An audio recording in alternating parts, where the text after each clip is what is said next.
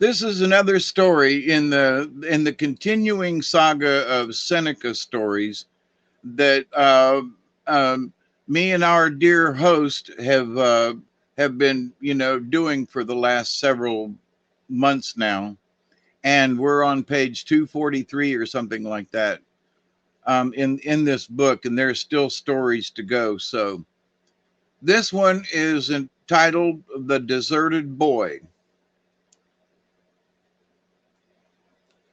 When the Senecas lived at the Canandaigua, one of their medicine men notified them that something terrible was coming, something which would cause great loss of life. The people were frightened. They quarreled with one another and became suspicious even of their children. One night, a great uproar was heard outside. The Cherokee were there. Men, women, and children sprang up and fled as fast as they could, going in every direction. Among the people of the village was a woman with a baby only 2 days old. She also ran, holding the child in her arms. After a time, she got so tired that she decided to get rid of the bundle. Coming to a tree with a hole in one side, not far from the ground, she dropped the child into the hole and ran on. In the tree, a bear lived, and as the bundle fell, the mother bear caught it. When the woman overtook her people, they asked what she had done with her child, but she made no answer.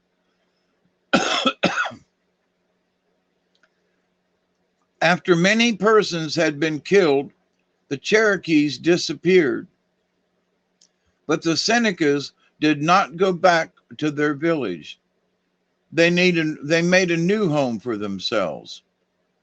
One spring, a hunter went out looking for game, came to a chestnut grove. He had not been there long when he saw a bear with cubs. Getting a good chance, he killed the mother bear. As she fell over, she hit one of the cubs and it cried out like a child. The other cubs ran up a tree. The man, thinking the cry sounded strangely, went to the place quickly and saw a small boy. The boy jumped up and ran away. The man followed and at last caught him.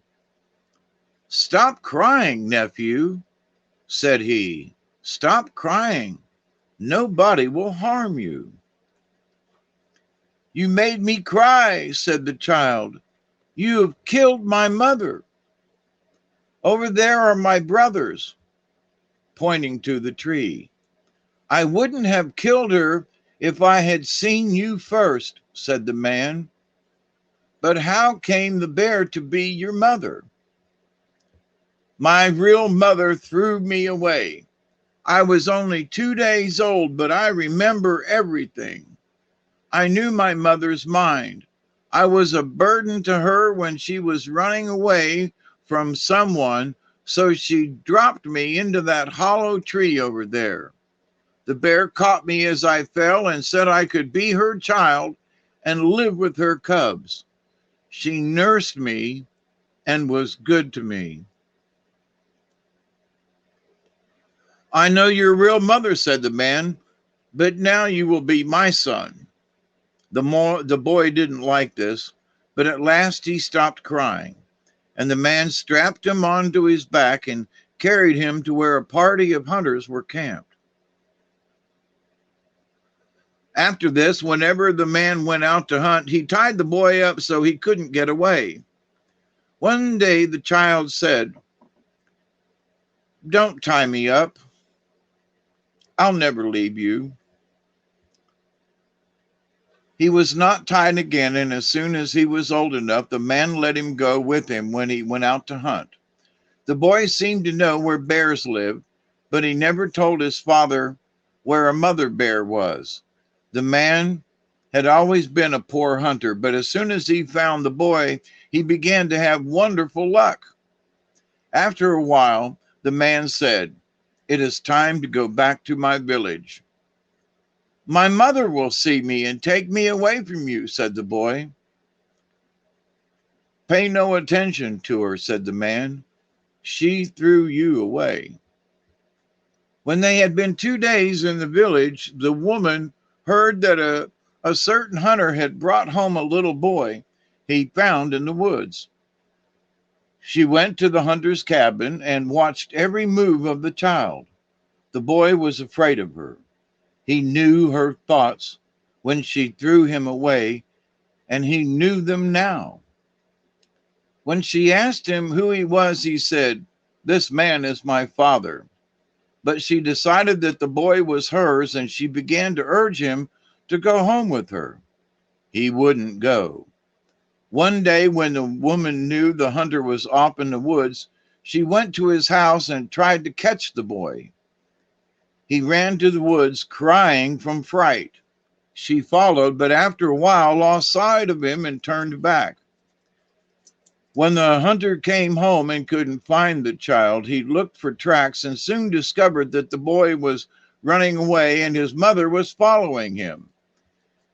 He was sorry, for he was afraid that he would never see the child again. Then he happened to think that maybe the boy had gone to his old home in the chestnut grove. He went there and found the child. When he asked, "Why did you leave me?" the child said, "My mother tried to catch me. I thought she wanted to kill me. She called me son, and I didn't like it. I told her that I had no mother. I wanted to live here all of the time." The man built a bark cabin, and they stayed in the forest. One day, the boy said, "I wish that I had a boy to play with me." The man went to the village and brought back one of his sister's boys, a child a little younger than the other boy. Now there were 3 in the house. When the man went hunting and left the boys at home, he told them not to go far from the house. But each day they ventured farther, till one day they came to a place where the leaves and grass and everything seemed to be moving. They looked closely and saw that a wide strip of land was going along as if on a river. They saw a coon going down with the stream of land. Watching it made them forget everything. But at last the elder boy said, "We must go home now. We'll come tomorrow and stay all day." The next morning, when the hunter started off, he cautioned the boys not to go far from the house, telling them that if they disobeyed him, something would happen to them. But the boys were so anxious to get to the place where they had been the day before that the man wasn't out of sight when they started. They found the moving ground. It was dry land,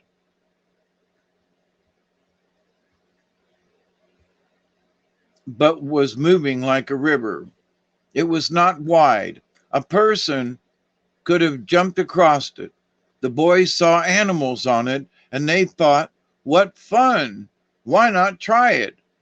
They sprang on and sat down.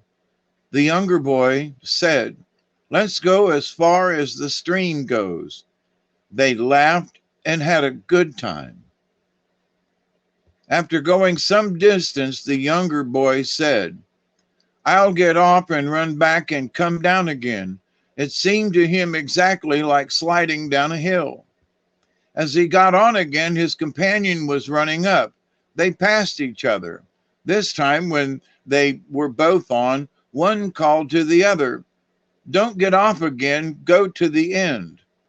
Soon they came to a place where the land seemed to pass into an opening like a great door. The elder boy saw the younger go in, and he thought, "This is great fun."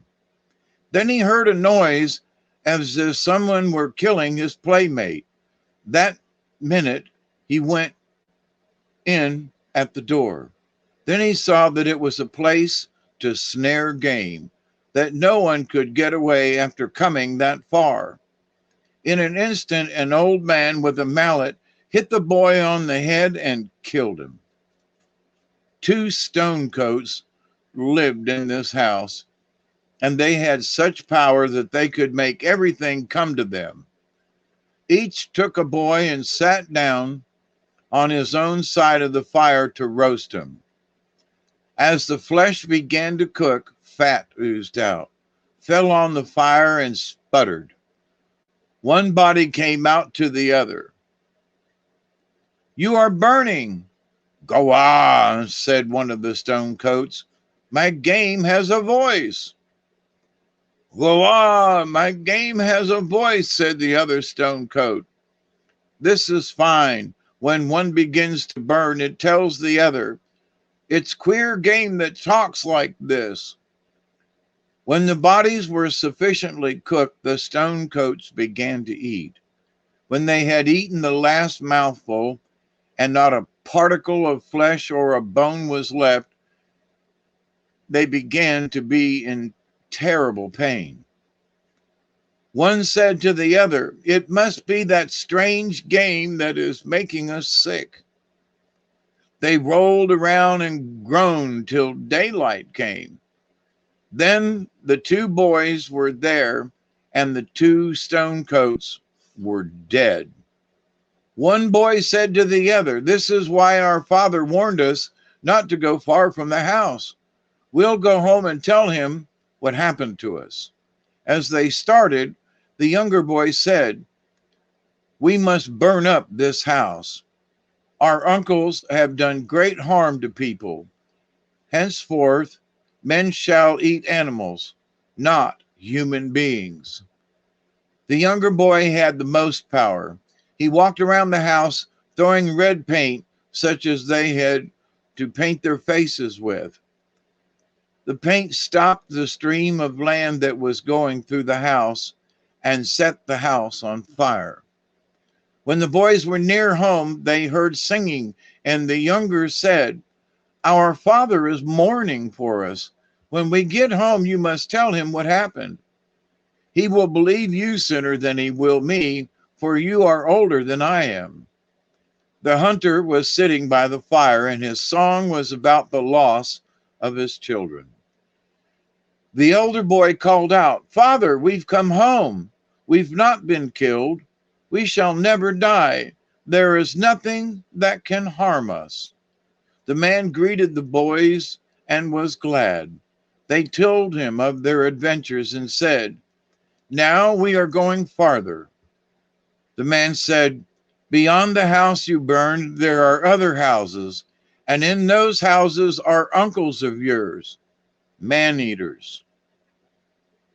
"I don't care," said the younger boy. "I want to see everything there is in the world."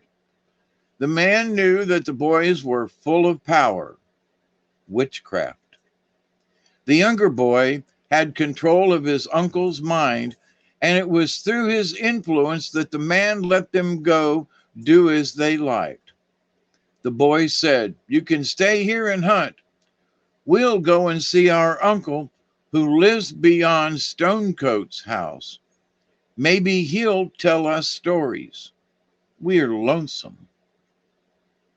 The man said, "The first house is 3 looks from here, and they are all 3 looks apart."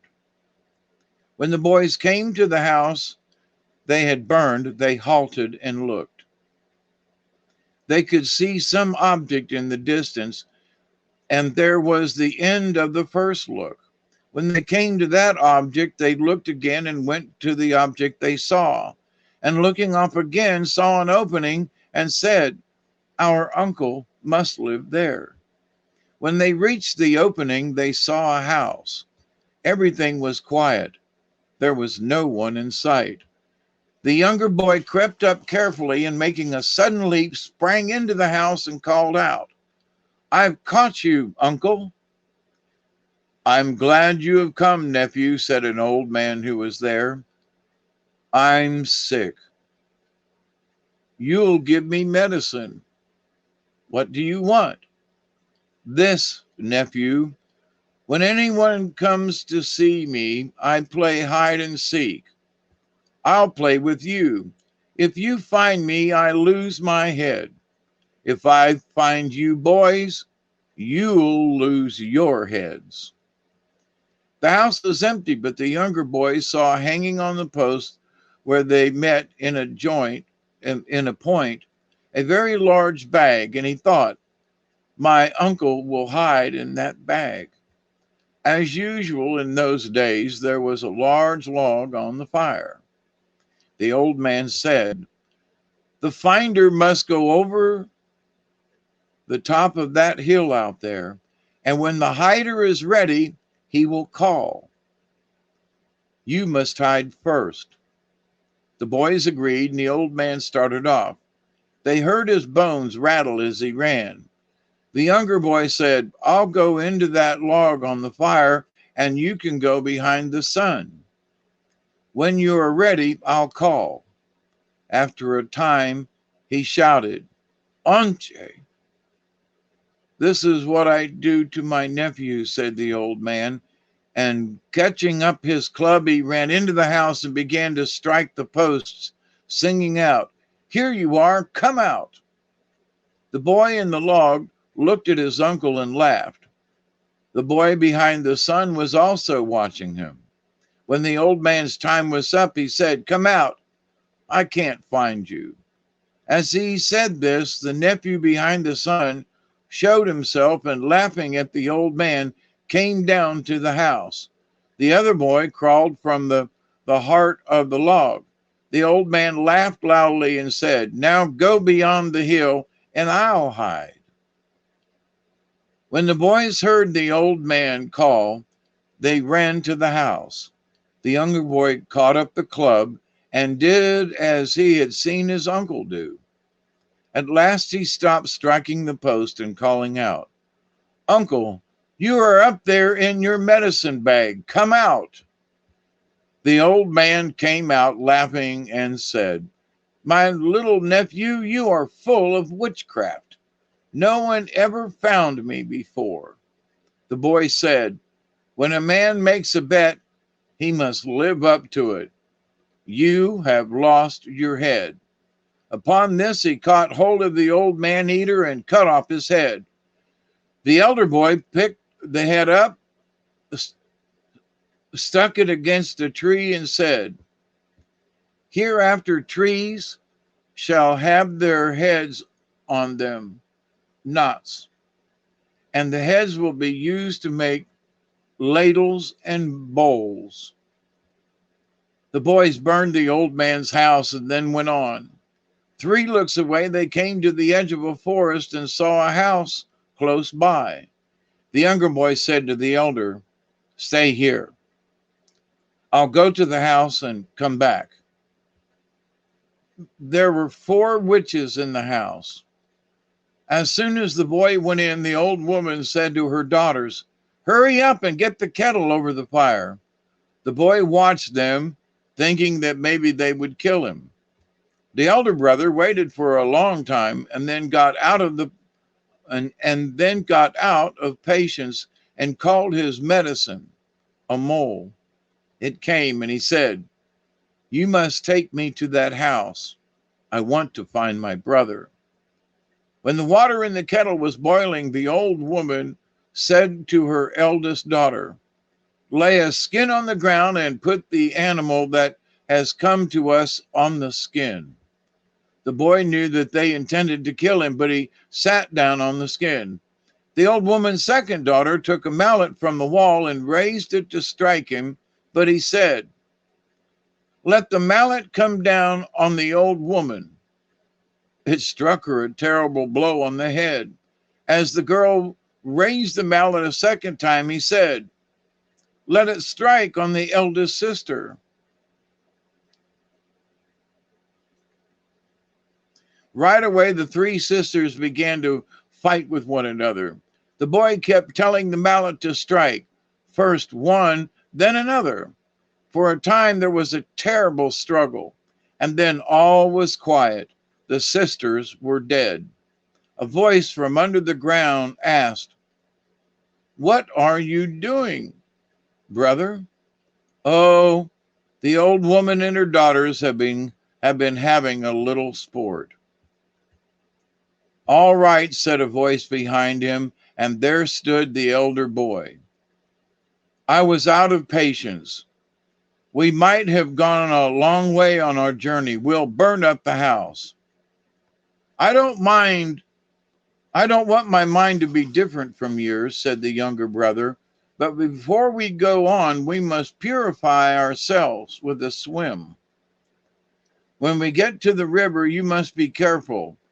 I'll go in first, and you will stay on the bank till I call you. Unless we purify ourselves, we will meet with misfortune. For the people where we are going are full of witchcraft. The water of the river was thick and red. When the elder brother saw his brother go in, he thought, that must be fun. And without waiting to be called, he waded in. Filth gathered on his body, and he sank out of sight.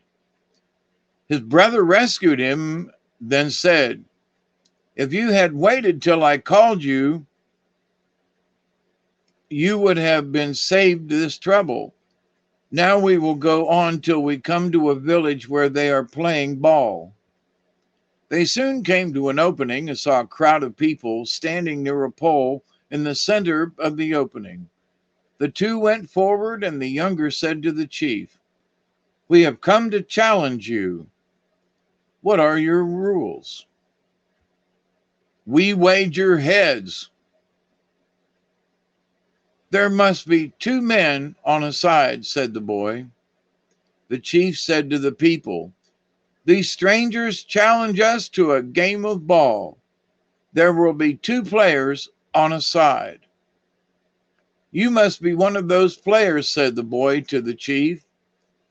Then he commanded a spider to weave a strong web across the ball ground. The game began. The ball flew off in the direction of the web, and hitting it was thrown back.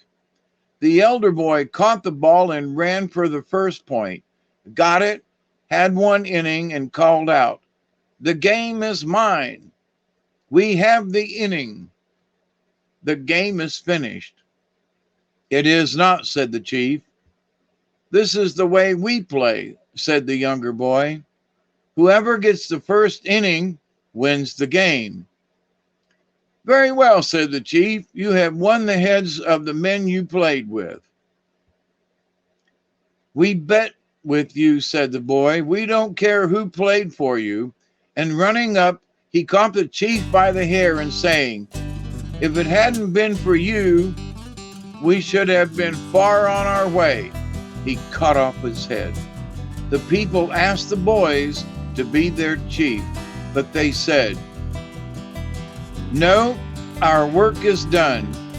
We have killed all the man-eaters. Now we are going home.